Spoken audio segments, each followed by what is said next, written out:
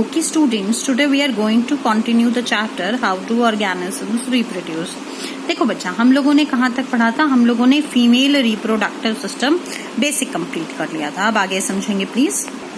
देखो बेटा, हम लोगों ने फीमेल रिप्रोडक्टिव सिस्टम का डायग्राम पढ़ा. अब समझो, the sperm enters into the female reproductive system through vagina. देखो, वेजाइना से स्पर्म एंटर करा. इधर ओवरी से क्या रिलीज हुआ बेटा? Ovum. So the sperm fuses with the ovum in fallopian tube.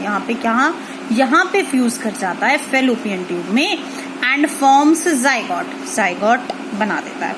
यहाँ से zygote डिवाइड करना शुरू कर देता है और एक बॉल ऑफ सेल्स बना देता है जिसको एम्ब्रियो कहते हैं. वो एम्ब्रियो आता है और यूट्रस में इम्प्लांट हो जाता है. देखो, एक बार वापस से रिपीट कर रही हूँ, लिख रही हूँ, थ्योरी साथ साथ रिपीट करूंगी. ध्यान से देखते जाना प्लीज. क्या कहता है ये कहता है sperm fuses with ovum in fallopian tube and forms zygote. तो ध्यान से देखना क्या कह रहा है. कह रहा है sperm fuses with ovum in fallopian tube and forms zygote. क्या बना दिया बेटा? ज़ाइगोट बना दिया. जैसे ही ज़ाइगोट बना, ज़ाइगोट ने डिवीजन स्टार्ट कर दिया. So zygote divides and forms a ball of cells known as embryo. उसको क्या कहते हैं बेटा? एम्ब्रियो कहते हैं. अब ध्यान से देखेंगे प्लीज. आगे क्या कहता है? जैसे ही ये एम्ब्रियो बनकर तैयार हो गया, अगली चीज क्या होगी बेटा? एम्ब्रियो यूट्रस में इम्प्लांट हो जाएगा. तो इम्प्लांट मतलब वहीं रुक जाएगा, वहां अटैच हो जाएगा. So embryo is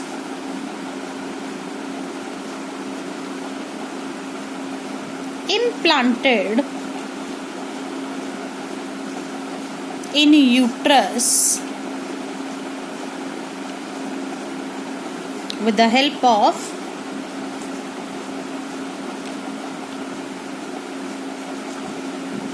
placenta. किसकी हेल्प से बेटा? प्लेसेंटा की हेल्प से. अब देखो, यहाँ पर देखो, इतना मैंने आपको समझाया. देखो क्या था? ओवरी थी, ओवरी ने ओवम बनाए, ओवम रिलीज हुआ, स्पर्म एंटर करा वेजाइना के थ्रू, यहाँ पहुंचा, फर्टिलाइजेशन हुआ, ज़ाइगोट बना, ज़ाइगोट फर्दर डिवाइड हुआ, further divides to form embryo while the embryo reaches to the uterus and gets implant over here. और यहाँ पर क्या हो गया बेटा? इम्प्लांट हो गया. अब देखो, यहाँ पर एम्ब्रियो में development of baby takes place. So the development of baby takes place for 9 months. 9 months के लिए बेबी का क्या हो जाता है बेटा? डेवलपमेंट हो जाता है. देखो बच्चा, वहाँ बेबी का डेवलपमेंट कितने मंथ्स के लिए होता है? 9 months, अप्रोक्सीमेटली 9 months. ठीक है, डॉक्टर्स कहते हैं 270 days होते हैं एवरेजली. नेक्स्ट देखो प्लीज. नेक्स्ट कहता है कि child is born as a result of rhythmic contraction and relaxation of muscles of uterus. देखो ध्यान से देखो, ये यूट्रस, यहाँ इसकी मसल्स, ये मसल्स अंदर की तरफ कॉन्ट्रैक्ट, रिलैक्स, फिर कॉन्ट्रैक्ट, फिर रिलैक्स, फिर कॉन्ट्रैक्ट, फिर रिलैक्स करती हैं, जिसकी वजह से जो यहाँ पर बेबी होता है वो धीरे धीरे पुश आउट होता है और वो वेजाइना के थ्रू बाहर आ जाता है. एक बार वापस से देखना प्लीज. यूट्रस था, यूट्रस की इनर वॉल के अंदर मसल्स थी, तो मसल्स ने क्या करा? कॉन्ट्रैक्ट एंड रिलैक्स, तो जिसकी वजह से the baby is pushed out through vagina. Vagina के थ्रू बेबी पुश्ड आउट हो गया. तो ध्यान से देखो प्लीज. क्या कहता है? कहता है child is born as a result of rhythmic contraction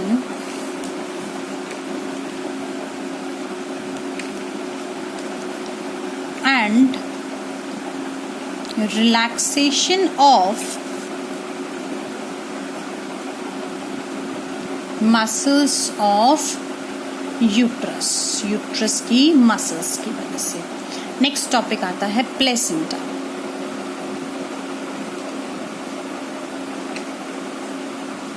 देखो ध्यान से समझेंगे प्लेसेंटा क्या है बेटा। प्लेसेंटा एक स्पेशल टिश्यू है। तो placenta is a special tissue with the help of which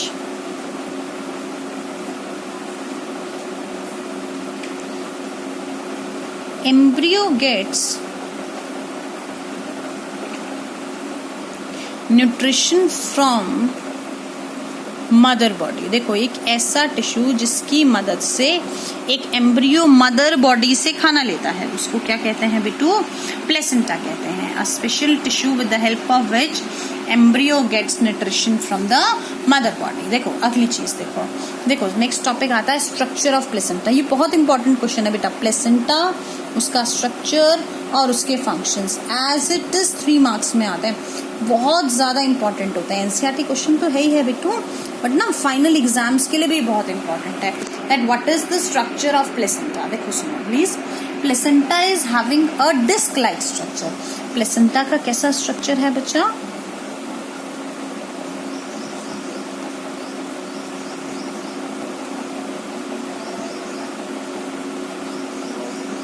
disc like structure है इसका।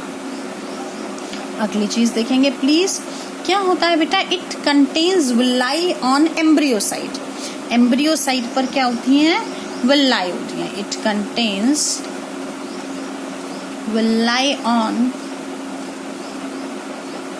एम्ब्रियोसाइट। एम्ब्रियोसाइट पर विलाई होती है। उसके अलावा क्या कहता है? ऑन मदर साइड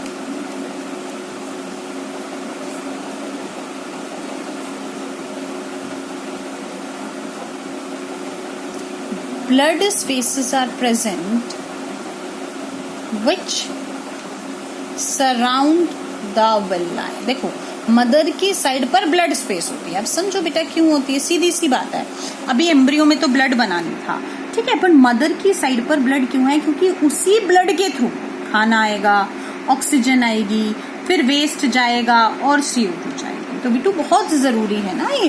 देखो नेक्स्ट कहता है अब विलाई क्यों होती है बिट्टू? विलाई सीधा सा काम है, लार्ज सरफेस एरिया प्रोवाइड कराती है। तो ये आप लोगों ने पढ़ा हुआ है। Villi are the finger like structures. देखो पहले ये एरिया था, फिर फिंगर्स बन गई, तो ये सारा एरिया हो गया। देखो तो विलाई क्या करती है? फिंगर लाइक स्ट्रक्चर्स होती है that provides a large surface area. So villi provides a large surface area for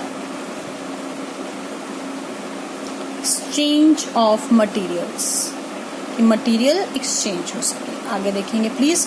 next topic आता है फंक्शंस ऑफ प्लेसेंटा, कि प्लेसेंटा के फंक्शंस क्या क्या होते हैं। तो देखो प्लीज फंक्शंस में 2 फंक्शंस हम पढ़ेंगे। पहला क्या फंक्शन है? देखो